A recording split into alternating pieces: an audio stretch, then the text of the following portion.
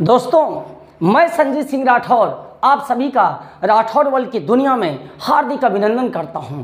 और आज हिंदी व्याकरण के अंतर्गत बेहद ही जानदार, शानदार और लाजवाब टॉपिक अलंकार लेकर प्रस्तुत हो रहा हूं।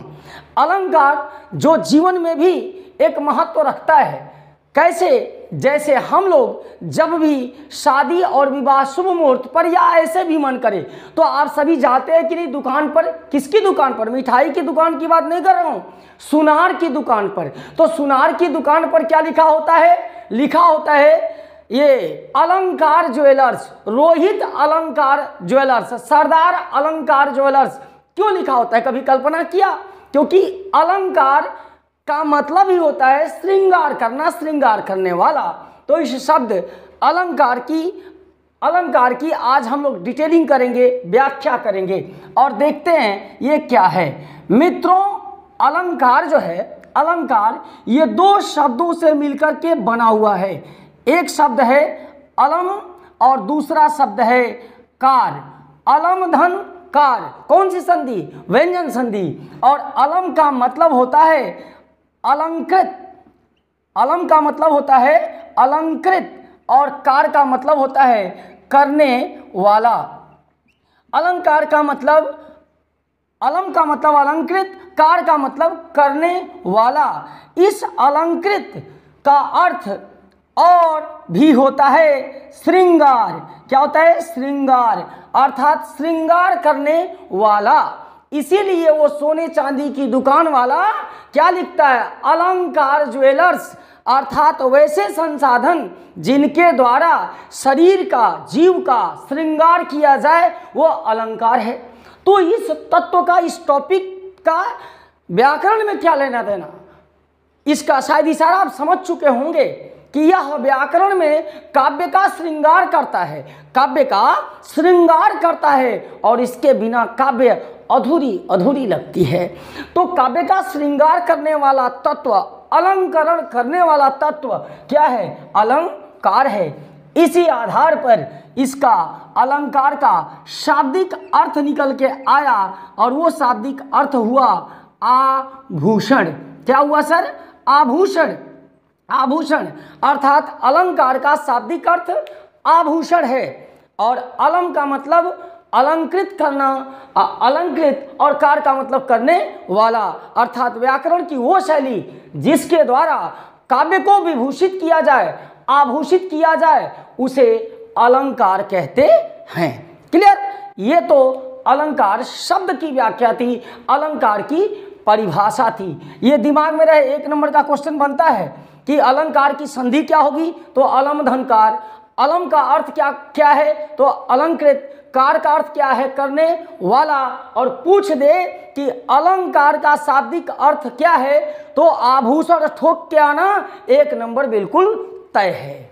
अब हम लोग चर्चा करेंगे कि अलंकार के कितने स्वरूप हैं, अर्थात काव्य को जब श्रृंगारित किया जाएगा, अलंकारित किया जाएगा तो कितने स्वरूपों में किया जा सकता है। तो सर, अलंकार के मात्र और मात्र दो ही स्वरूप हैं।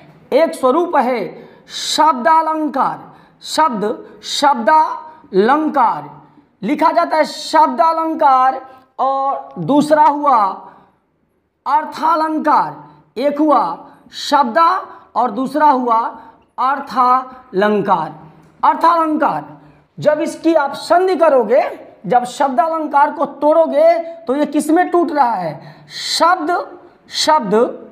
धन अलंकार, दीर्घ संधि, शब्द धन अलंकार, और अर्थालंकार टूटेगा अर्थ धन अलंकार।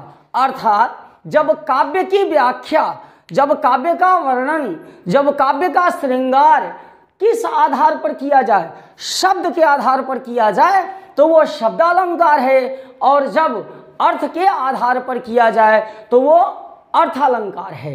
अब बोला कि ये जो शब्दालंकार होता है यह काव्य का बाह्य स्वरूप होता है। शब्दालंकार काव्य में जो लिखा होता है, जो काव्य खंड में लिखा होगा, उन्हीं शब्दों को देखकर आप उस काव्य की व्याख्या करते हो। यह बाह्य स्वरूप है, जबकि अर्थालंकार में काव्य के अंदर रचित पंक्तियों का एक भाव निकाला जाता है, एक अर्थ निकाला जाता है, एक विस्तृत व्याख्या की जाती है।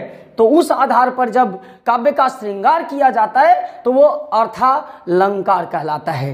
क्लियर?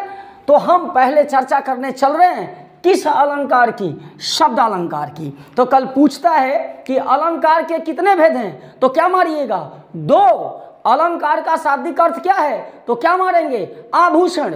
अलंकार किन 2 शब्दों से मिलकर बना है? क्या आप करेंगे? अलम धन कार। अलम का अर्थ क्या है? श्रृंगार करना। कार का अर्थ क्या है? करने वाला। तो अब हम चलते हैं शब्दालंकार के ऊपर चर्चा करने। ठीक है, अभी देखो ये जो शब्दालंकार है, ये जो शब्दालंकार है इसके 5 स्वरूप हैं। शब्दालंकार के 5 स्वरूप हैं, जिसमें जो पहला है उस स्वरूप का नाम है अनुप्रास। क्या नाम है? अनुप्रास अलंकार। जो दूसरा है उसका नाम है यमक अलंकार। क्या है सर? यमक। अनुप्रास का, ये शब्दालंकार का पहला भेद है अनुप्रास अलंकार। अनुप्रास अलंकार। दूसरा भेद क्या है? यमक अलंकार। तीसरा है श्लेष अलंकार। क्या है? श्लेष अलंकार। जो चौथा है उसका नाम है वक्रोक्ति। क्या नाम है? वक्रोक्ति। वक्रोक्ति अलंकार। ये वक्रोक्ति हुआ। और जो 5वां है उसका नाम है विप्सा या पुनरोक्ति। विप्सा या पुनरोक्ति। विप्सा या पुनरोक्ति। अर्थात शब्दालंकार के 5 स्वरूप हैं: अनुप्रास, यमक, श्लेष, वक्रोक्ति, विप्सा या पुनरोक्ति। क्लियर? सामान्य लोग व्याख्या करते हैं अनुप्रास, यमक और श्लेष की, लेकिन आपको मानना चाहिए, जानना चाहिए कि इसके 5 भेद हैं: वक्रोक्ति और विप्सा या पुनरोक्ति। एक बात में थोड़ा सा वो चीजें छूट रही है, आप दिमाग में रखिएगा कि अलंकार सिद्धांत के जो प्रणेता हैं उनका नाम है अलंकार। यहाँ पे मैं वो चीजें छूट रही थी, शायद छूट जाए, 1 नंबर का क्वेश्चन बनता है। तो अलंकार सिद्धांत के प्रणेता का नाम मालूम क्या है? महर्षि भामह।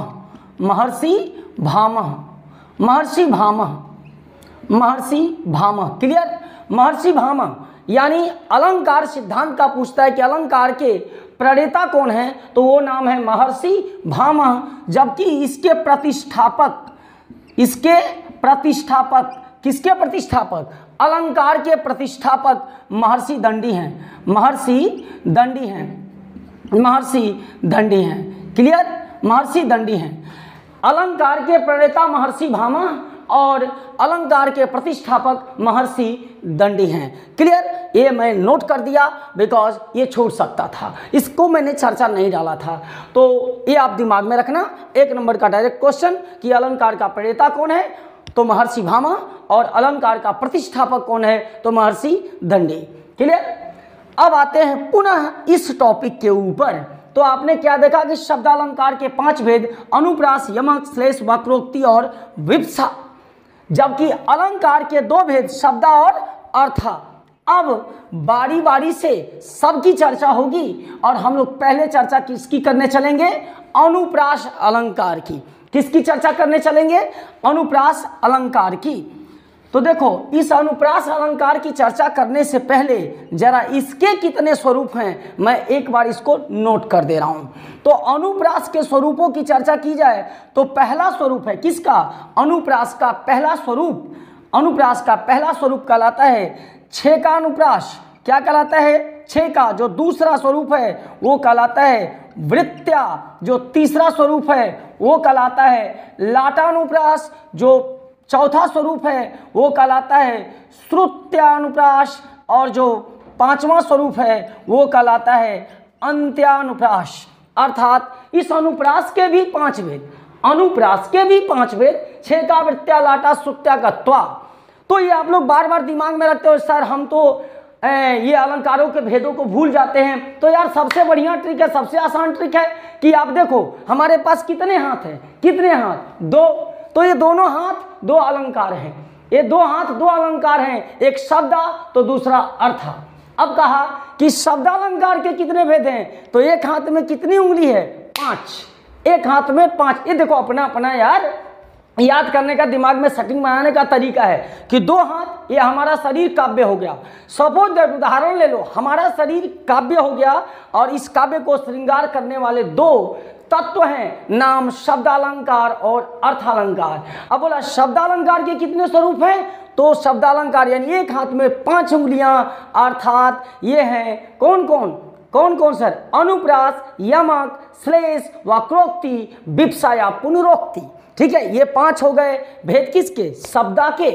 अब बोला इसमें से भी इस अनुप्रास के कितने भेद हैं, तो देखो इसको दिमाग में रखना कि इस अनुप्रास के भी 5 भेद हैं। कौन, छेका, वृत्त्या, लाटा, श्रुत्या और अंत्यानुप्रास। क्लियर।